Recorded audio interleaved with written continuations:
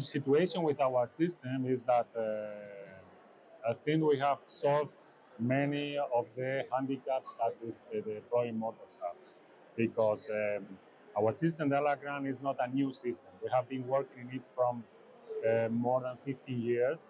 So we have been in all the situations, in the possible situations that we could find in the battle, from the strange reactions, slow deployments, difficult to retract after shooting. So the situations that most of our competitors are facing right now, we have solved.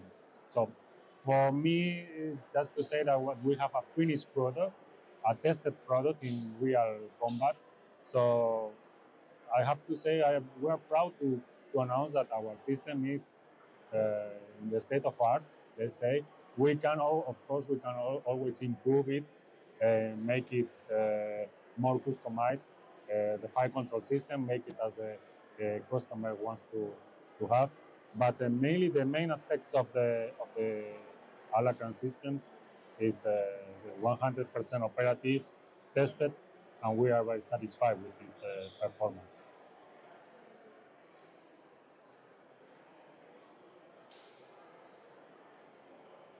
We see there is a trend to pass from the standard mortar, the classic standard mortar with the base plate, barrel, ammunition handled by soldiers manually, to big vehicles, big armored vehicles, very expensive, with recoil absorbers, with a lot of maintenance.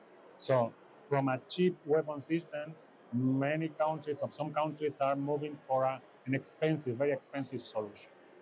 And we are in the middle. We are in the middle because our system can be integrated in almost any 4x4. So we don't need a big vehicle to use our system. We can integrate it in a normal pickup with a payload of 300 kilograms, or we can make it in an APC of 12 tons. It's just a question of the budget of the MODs, of the customers, no? But our solution, I think, is a very good solution because it's completely agnostic in vehicle, and I think that this is the main difference, the main particular point of view that these near-to-peer countries can find in the perspective to this model solution.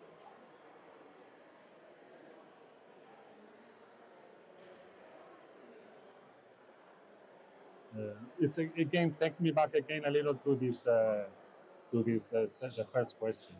There is a trend to use or to integrate mobile mortar systems on the top of the vehicle. What we find is a mistake for two reasons mainly.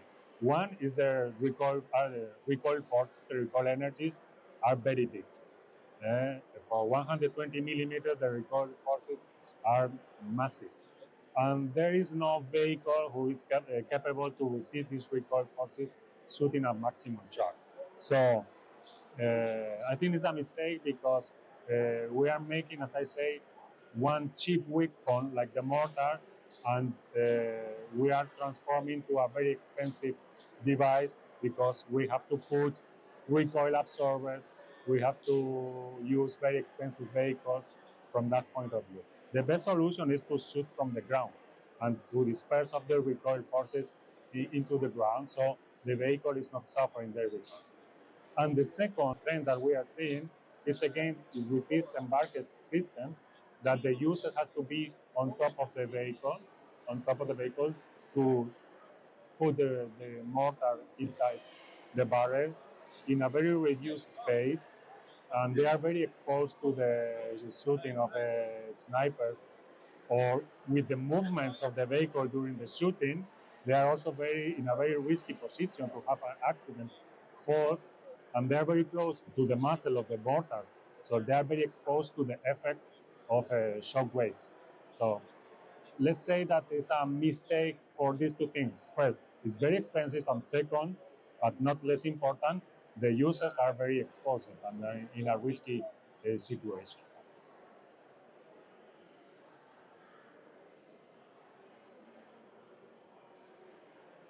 I think challenges would be to make it lighter for us, to make a lighter version, because I think that now we track and deploy the system in 12, 14 seconds that we believe is quite good. We can make it faster, but at the same time it requires more to make it more resistant. So we are in this conflict to make a cheap device, a practical device, or to make it very big, so out of the budget of the country. So I think it's to make it lighter, let's say to make a low-cost version, that would be a challenge. Advantage, I think that the system, so we can consider that is the best system in the world because it has over all these handicaps that I told you. The recoil up forces of the shooting, the quick deployment is ideal for shoot and scoot. It's safe for the users. It's tested in real combat situations.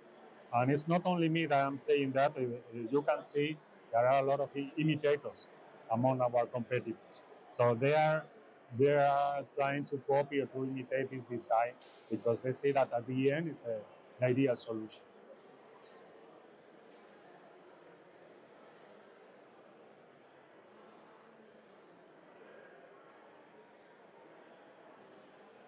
Once again, comparing with the traditional, for example, traditional mortars, barrels, or weapons that are considered like a light artillery system or infantry. But anyway, you need a lot of logistics. Imagine putting in a scene a 120 millimeters mortar. You need a lot of persons to deploy on the field, the battlefield, one traditional standard mortar barrel. You have to take it from the base to the shooting point in a big vehicle. You need people to extract the barrel from the vehicle. You have to prepare a hole, dig a hole in the ground to put the base plate. Open the ammunition boxes. That is also required a lot of time because the ammunition normally comes in paperboard tubes inside wooden boxes. So it's a lot of handwork to do this. And the same when you are retrieving, when you are moving, leaving the position, still you need to employ a lot of human resources. So to put mass, even in a mortar, with a classical mortar weapon system, it implies the use of many vehicles, many persons, a lot of time, a lot of resources. When with our system, 2 persons, 1 vehicle, you have barrel, base plate, fire control system, ammunition, and everything can be ready, set in 14 seconds, and the same in 12 seconds you can leave the position. So from the weapon, with a weapon as a mortar, that is supposed to be the simplest, imagine a tank or another vehicle with a bigger mass. So it implies a logistics change very, very common.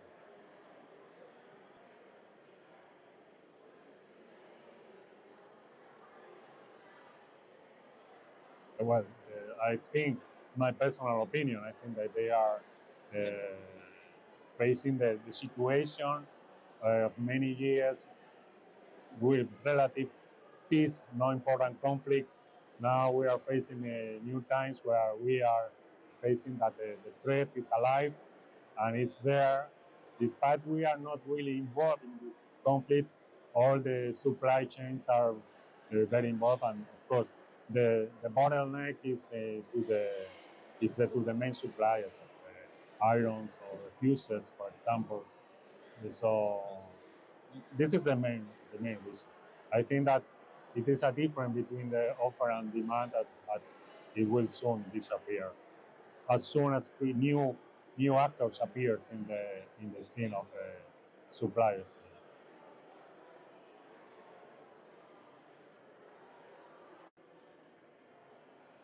It can be eliminated, erased with the entrance, as I say, entrance of new actors. Our company, for example, we are facing this bottleneck because we are also supplying our ammunition with the mortar system.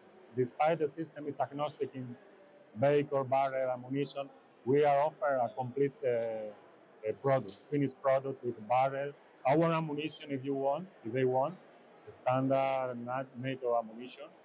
As I said, we are facing this bottleneck in some components, and that's why we decided to create a new ammunition, a pre-fragmented ammunition. So one solution can be to invest.